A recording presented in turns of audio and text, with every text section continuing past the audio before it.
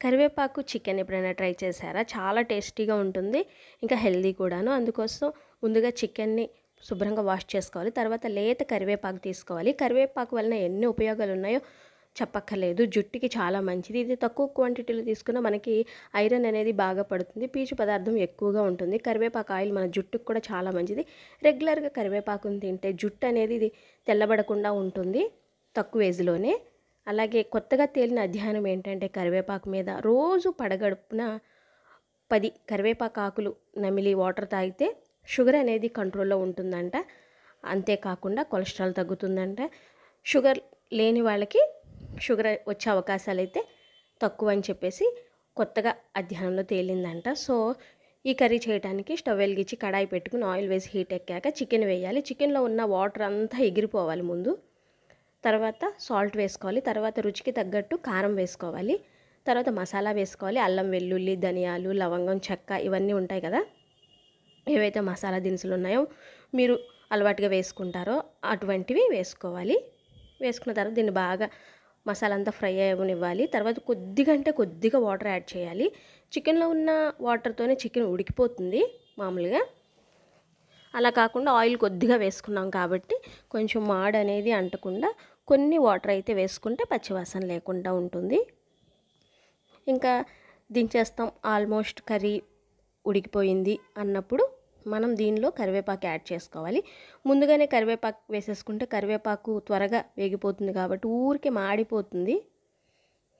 లాస్ట్లో కొత్తిమీర వేసుకుంటాం కదా, అంతకన్నా కొద్దిగా ముందు కరివేపాకును వేసుకోవాలి. ఈ కరివేపాకును కూడా మంచిగా ఇందులో మిక్స్ చేసుకోవాలి. కరివేపాకుకి ఆ మసాలా ఫ్లేవరు ఆ చికెన్ ఫ్లేవర్ పడుతుంది. ఈ కరివేపాకు ఫ్లేవర్ ఆ చికెన్కి పట్టి స్మోకీగా భలే ఉంటుందండి. కరివేపాకు స్పెషల్ టేస్ట్ వస్తుంది. కరివేపాకు చాలా మంచిది మన హెల్త్కి. ఉట్టి చికెన్ తింటే కొలెస్ట్రాల్ అని భయపడేవాళ్ళు ఇలా చేసుకుంటే మంచి బెనిఫిట్స్ ఉంటాయి. పిల్లలకు కూడా పెట్టొచ్చు. చాలా మంచిది. చాలా చికెన్ తినకుండా ఉండలేం కదా, కొద్దిగా లాస్ట్లో గరం మసాలా యాడ్ చేసుకుంటున్నాను. లేదంటే పెప్పర్ మసాలా ఉంటుంది కదా, పెప్పర్ పొడి మసాలా ఏదైనా మన ఇష్టం యాడ్ చేసుకుంటే చాలా బాగుంటుంది. నేను కొద్దిగా పెప్పర్ పొడి యాడ్ చేశాను. అసలు ఆ కరివేపాకే తినేస్తాం మేమైతే చికెన్ ముక్కల కన్నా. ఇంకా స్టవ్ ఆఫ్ చేసేసుకోవడమే. చూసారు కదా, చక్కగా వేగిపోయింది. ఇప్పుడు దీన్ని ఒక ప్లేట్లోకి తీసేసుకుంటున్నాను. ఇలా ఉట్టిగా కూడా తినేయచ్చు, లేదంటే పప్పు సాంబార్ రసం ఏదైనా సరే పెట్టుకుని తింటే భలే టేస్టీగా ఉంటుందండి. కరివేపాకు అయితే మంచి టేస్ట్ వస్తుంది. ఒకసారి తప్పకుండా ట్రై చేయండి, మీకే తెలుస్తుంది. ఉట్టిగా కరివేపాకు కూరలో తీసి పక్కన పడేస్తాం, కానీ ఇట్లా చేసుకుంటే ఆ కరివేపాకే తినేస్తాం. నాకైతే భలే నచ్చుతుందండి ఇది.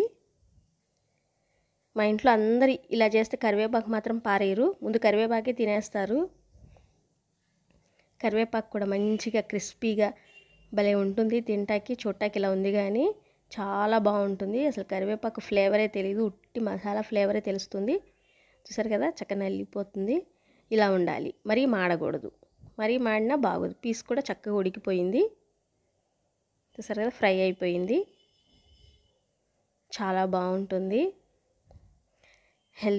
హెల్దీ మనకి కొలెస్ట్రాల్ అనేది ఉండదు. చికెన్ తాలూకు ఏమైనా కొలెస్ట్రాల్ పడుతుంది అనుకుంటే అటువంటివి కూడా ఉండవు. తప్పకుండా ట్రై చేయండి. చూసారు కదా, చక్కగా వేగిపోయింది. ఇలా తినేస్తాం కరివేపాకే మేము. సో ఈ వీడియో నచ్చితే లైక్ చేయండి. ఛానల్ని ఇంతవరకు సబ్స్క్రైబ్ చేయకపోతే సబ్స్క్రైబ్ చేసుకోండి. ఒకసారి తప్పకుండా ట్రై చేసి చూడండి, మీకే తెలుస్తుంది.